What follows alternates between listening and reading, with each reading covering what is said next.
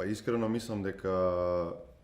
изигравме едни 70 минути добар фудбал сите компактно и се боревме до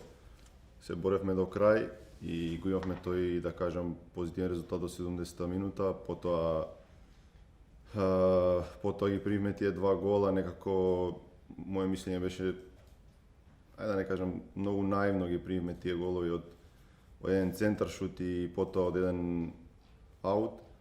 али не можам да кажам дека австриците беа по-квалитетни од нас. Значи ние стваравме шанси, игравме наш фудбал, покажавме дека можеме да играме со секого и мислам дека ако продолжиме вака и во наредните утакмици дека ќе дојдеме и до поволен резултат и ова Македонија никогаш нема да се предаде, значи имаме уште две утакмици до крај, така да ќе се бориме до крај, па потоа ќе видиме што ќе се деси. Па добро, чувството е многу убаво да се игра едно вакво големо напреварување и мило ми и драго ми е што дојдоа толку луѓе да не бодрат и на крај ми е криво што дека првиот надбор не го направиме со позитивен резултат, али сакам да им кажам дека до крај ќе се бориме да поминеме оваа група, ако можеме имаме уште две утакмици пред нас и да ги направиме горди, да излезат на улица и да ги пеат македонските песни, така да ние ќе се бориме до крај, ќе оддаеме нашиот максимум и се надевам дека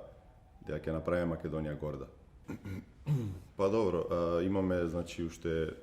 што рече, 2 дена до утакмицата, значи имаме доволно време и да се соберат сили, нема потреба за разочарување. Значи ќе погледнеме утакмицата, ќе анализираме каде сме погрешили, да се спремиме добро за наредната утакмица што ни следи во четврток. Така да имаме време да се рекуперираме. Значи атмосферата си останува иста, значи доволно сме мотивирани затоа што знаеме дека постои шанса